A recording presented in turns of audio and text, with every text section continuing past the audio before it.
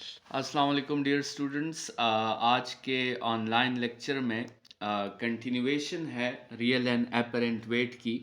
और आज के लेक्चर में हम कुछ डिराइव्ड केसेस जो हैं वो डिस्कस करेंगे, जिसमें हम हर केस में ये बताएंगे कि रियल वेट कब एपरेंट वेट से ज़्यादा हो जाता है और कब वो एपरेंट वेट से कम होता है, और वो कौन से केसेस हैं जिसमें रियल वेट एपरेंट वेट के इक्वल होता है।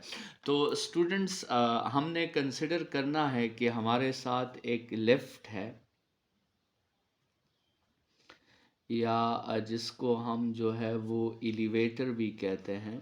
तो लेट्स सपोज आपके साथ एक एलिवेटर है और उस एलिवेटर में आपके साथ एक बॉडी है, ठीक है।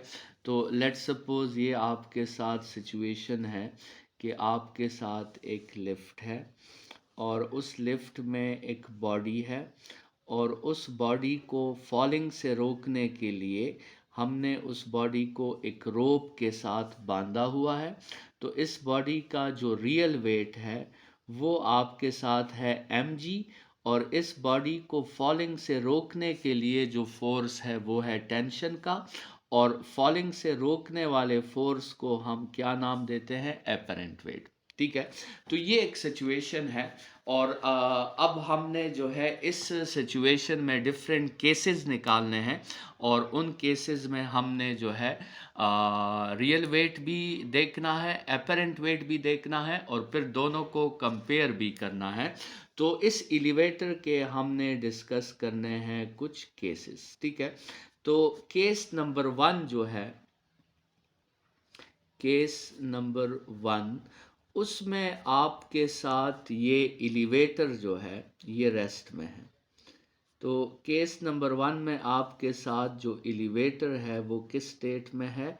वो आपके साथ है रेस्ट के स्टेट में, ठीक है। तो स्टूडेंट्स, ये डायग्राम यहाँ पे हम दोबारा कंस्ट्रक्ट कर लेते हैं।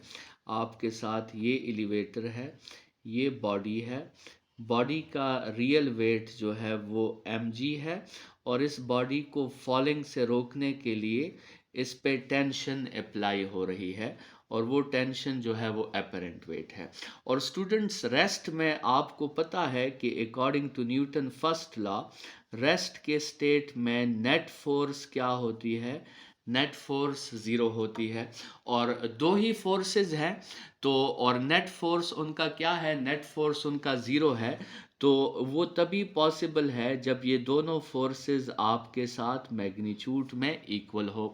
तो स्टूडेंट्स, इस केस में आप देखें, एपरेंट वेट और रियल वेट क्या है? वो दोनों आपस में इक्वल है। तो इस केस में टेंशन जो कि एपरेंट वेट है और mg जो कि रियल वेट है, वो दोनों आपस में क्या है? वो दोनों आपस में इक्वल हैं। तो ये तो आपके साथ स्टूडेंट्स केस नंबर 1 था। अब आते हैं केस नंबर 2 की तरफ। केस नंबर 2 में आपके साथ स्टूडेंट्स ये जो एलिवेटर है, केस नंबर 2 में ये एलिवेटर अब है यूनिफॉर्म मोशन में, ठीक है, रेस्ट में नहीं है। किस में है? यूनिफॉर्म मोशन में। यूनिफॉर्म मोशन का मतलब है कि अब इसकी वेलोसिटी जो है वो नॉन ज़ीरो है, लेकिन जो भी है तो इसकी वेलोसिटी कांस्टेंट है, ठीक है, या डाउनवर्ड डायरेक्शन में या अपवर्ड डायरेक्शन में। तो कंसिडर करें कि ये आपके साथ वो एलिवेटर है और ये वो बॉडी है जिसका रियल वेट जो है वो mg के इक्वल है, और इस बॉडी को फॉलिंग से रोकने के लिए इस बॉडी पे टेंशन अप्लाई हो रही है। लेकिन इस दफ़ा ये बॉडी या तो अपवर्ड वेलोसिटी में है, या ये बॉडी क्या है? डाउनवर्ड वेलोसिटी में है, लेकिन जो भी इसकी वेलोसिटी है वो कांस्टेंट है। तो according to Newton first law, F net यहाँ पर भी क्या होगा? एफ नेट यहाँ पर भी ज़ीरो होगा। और इस सिचुएशन में स्टूडेंट्स तभी पॉसिबल है जब वेट और mg दोनों क्या हो? वो इक्वल हो। तो स्टूडेंट्स, इस सिचुएशन में भी, केस नंबर 2 में भी, एपरेंट वेट और रियल वेट दोनों क्या आए हैं? वो दोनों आपके साथ सेम आए हैं। तो ये तो आपके साथ दो केसेस हो गए। अब आते हैं केस नंबर 3 की तरफ। केस नंबर 3 जो है वो आपके साथ है कि अब ये एलिवेटर जो आपके साथ है, एलिवेटर अब ये है अपवर्ड एक्सेलरेशन में। अब ये यूनिफॉर्म मोशन नहीं है, तो अब ये एलिवेटर क्या कर रहा है, ये अपवर्ड एक्सेलरेशन कर रहा है। मतलब अब जो इसकी वेलोसिटी है वो कांस्टेंट नहीं है, और अब इसकी वेलोसिटी ऊपर की डायरेक्शन में इंक्रीज कर रही है क्योंकि इस बॉडी पे अपवर्ड एक्सेलरेशन है। तो कंसिडर करें कि ये आपके साथ वो एलिवेटर था, और इस एलिवेटर में ये वो बॉडी थी जिसका रियल वेट जो है वो mg है, और इस बॉडी को फॉलिंग से रोकने के लिए इस पे टेंशन अप्लाई हो रही है। लेकिन अब ये बॉडी क्या है, ये अपवर्ड डायरेक्शन में इसमें एक्सेलरेशन मौजूद है, ठीक है। मतलब अपवर्ड डायरेक्शन में वेलोसिटी क्या कर रही है, अपवर्ड डायरेक्शन में वेलोसिटी इंक्रीज कर रही है, ठीक है। तो अपवर्ड एक्सेलरेशन है इसमें। तो स्टूडेंट्स, आपको पता है कि जब आपके साथ एक्सेलरेशन की वैल्यू ज़ीरो नहीं होती तो फिर एफ नेट की वैल्यू भी आपके साथ ज़ीरो नहीं होगी। और चूंकि स्टूडेंट्स नेट फोर्स की डायरेक्शन अपवर्ड होगी, क्योंकि नेट एक्सेलरेशन की डायरेक्शन अपवर्ड है, तो वो तभी पॉसिबल है जब टेंशन का फोर्स जो होगा वो एम जी से क्या होगा, ज़्यादा होगा। और उस केस में एफ नेट के लिए जो फॉर्मूला होगा वो आपके साथ होगा टेंशन माइनस एम जी, ठीक है। तो देखें, टेंशन का फोर्स अपवर्ड है, mg का फोर्स डाउनवर्ड है, तो इन दोनों को ऐड करने से नेट रिजल्ट जो बनेगा वो ऊपर की डायरेक्शन में तब होगा जब टेंशन का फोर्स वेट से ज़्यादा हो। तो स्टूडेंट्स, इस केस में आपने देखा अपवर्ड एक्सेलरेशन में कि आपके साथ एपरेंट वेट जो था वो रियल वेट से क्या हो गया है, वो बढ़ गया है। तो अपवर्ड एक्सेलरेशन में आपके साथ एपरेंट वेट जो होगा वो रियल वेट से बढ़ जाएगा।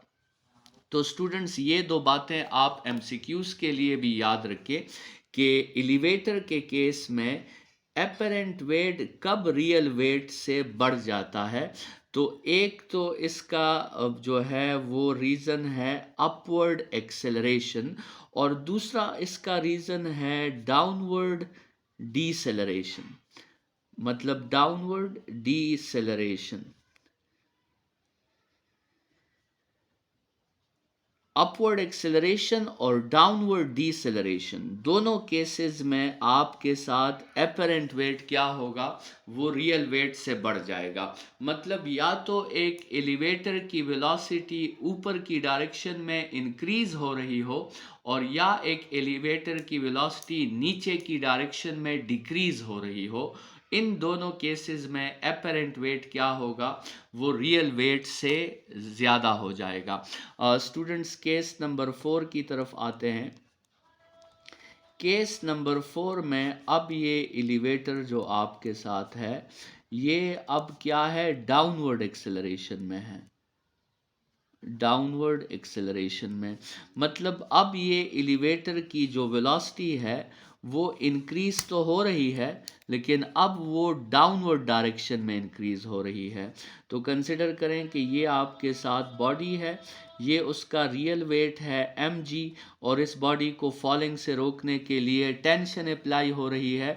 और इस दफ़ा ये बॉडी जो है वो किस में है, इसकी नेट एक्सेलरेशन की डायरेक्शन डाउनवर्ड है।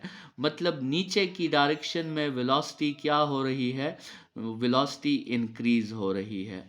तो स्टूडेंट्स, जब नेट फोर्स की डायरेक्शन, नेट एक्सेलरेशन की डायरेक्शन डाउनवर्ड होगी, तो इसका मतलब ये होगा कि नेट फोर्स की डायरेक्शन भी फिर डाउनवर्ड होगी। और इस केस में भी नेट फोर्स जो है वो ज़ीरो नहीं होगा। इस केस में नेट फोर्स आपके साथ ज़ीरो नहीं होगा, और वो नेट फोर्स इस केस में किसके इक्वल होगा, वो इस केस में आपके साथ इक्वल होगा एम जी माइनस टेंशन के, ठीक है। तो एम जी माइनस टेंशन, और इस केस में आप देखें अगर आप इस नेट फोर्स की जगह एम ए लिख लें तो M A is equal to M G minus tension, और यहाँ से अगर आप टेंशन को सब्जेक्ट कर लें तो M G minus M A आ जाता है। तो स्टूडेंट्स यहाँ पे आपने देखा कि रियल वेट जो है, रियल वेट तो एम जी है, लेकिन एपरेंट वेट उसकी वैल्यू है M G minus M A. तो इसका मतलब ये हुआ कि इस केस में रियल वेट क्या हो गया है, सॉरी एपरेंट वेट क्या हो गया है, वो रियल वेट से आपके साथ कम हो गया है। और यही डिराइवेशन अगर हम यहाँ पर भी करें स्टूडेंट्स, इस एफ नेट की जगह अगर आप एम ए लिख लें, M A is equal to tension minus M G, और अगर इसमें आप टेंशन के लिए इसको सब्जेक्ट कर लें तो ये M G plus M A आ जाता है। और इसमें अब आप देखें रियल वेट जो है वो तो एम जी के इक्वल है, लेकिन टेंशन जो कि एपरेंट वेट है वो M G plus M A के इक्वल है। तो यहाँ से हमें पता चलता है कि एपरेंट वेट की जो वैल्यू है वो क्या हो गई है, वो ज़्यादा हो गई है रियल वेट से, जो हमने स्टार्ट में यहाँ पे बात की थी, ठीक है। तो अच्छा, और यहाँ पर भी स्टूडेंट्स आप एमसीक्यूज़ के लिए याद रखें कि एपरेंट वेट की वैल्यू कब रियल वेट से कम हो जाती है। तो उसमें दो केसेस हैं, एक है डाउनवर्ड एक्सेलरेशन और एक है अपवर्ड डीसेलरेशन, डीसेलरेशन, ठीक है। मतलब वो केसेस बिल्कुल इस वाले के अपोजिट है, ठीक है। और फिर स्टूडेंट्स इसी केस नंबर 4 का, जो केस नंबर 4 हमने डिस्कस किया है, इसी केस नंबर 4 का फिर आ जाता है एक स्पेशल केस। केस नंबर 4 का आपके साथ फिर एक स्पेशल केस आ जाता है जिसमें फ़र्ज़ करें आपके साथ यही जो आपके साथ एलिवेटर था जो डाउनवर्ड एक्सेलरेशन में था, जो नीचे की डायरेक्शन में आ रहा था, और अचानक क्या हुआ, अचानक इस एलिवेटर की जो रस्सी थी वो आपके साथ टूट गई। तो जब इस एलिवेटर की रस्सी टूट जाएगी तो ये एलिवेटर क्या शुरू कर देगा, ये एलिवेटर आपके साथ फ्री फॉल शुरू कर देगा। तो फ्री फॉल के केस में स्टूडेंट्स ये जो फॉर्मूला आपके साथ है, tension is equal to M G minus M A. Free fall हम किस केस को कहते हैं, फ्री फॉल हम उस केस को कहते हैं जिसमें ए और जी आपस में इक्वल हो जाए। तो स्टूडेंट्स फ्री फॉल में आपके साथ ये हो जाएगा M G minus M G, और इस केस में स्टूडेंट्स एपरेंट वेट की वैल्यू क्या हो जाएगी, वो ज़ीरो हो जाएगी।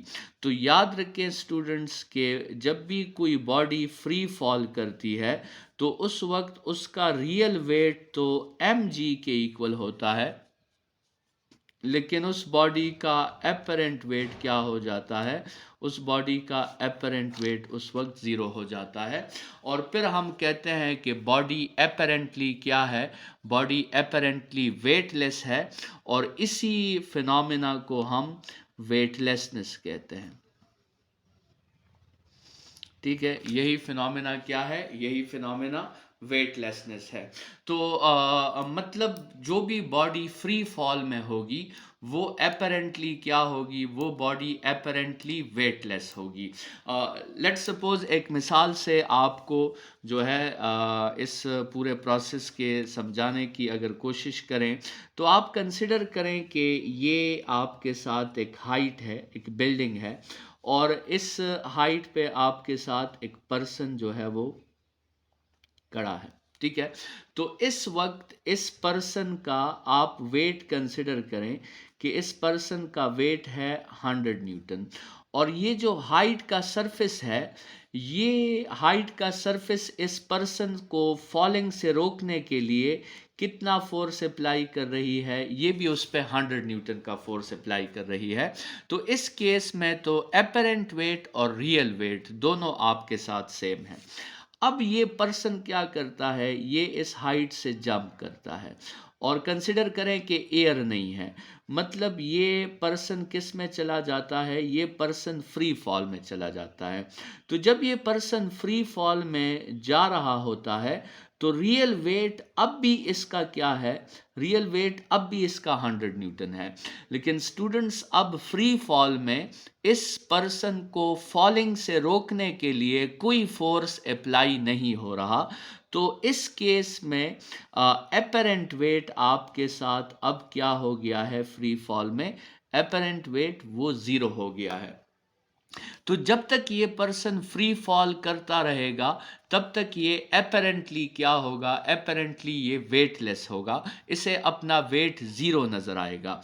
लेकिन स्टूडेंट्स, जैसे ही ये पर्सन आपके साथ अर्थ के साथ टकराएगा, कोलाइड होगा, तो स्टूडेंट्स उस वक्त ये पर्सन अर्थ पे जो एक्शन अप्लाई करेगा, ये पर्सन अर्थ पे जो एक्शन अप्लाई करेगा वो हो सकता है कि इस पर्सन के वेट से 5 to 6 टाइम्स ज़्यादा हो। ठीक है, क्योंकि जब ये पर्सन अर्थ की तरफ मोशन करते हुए आएगा तो ये अपने वेट को भी अप्लाई करेगा और अपने मोमेंटम को भी ये अर्थ पे अप्लाई करेगा। तो उस वक्त जो इसका एक्शन होगा, हो सकता है इसका रियल वेट तो 100 न्यूटन है, लेकिन उसका एक्शन उस वक्त हो सकता है किसके इक्वल हो, 500 न्यूटन के इक्वल हो।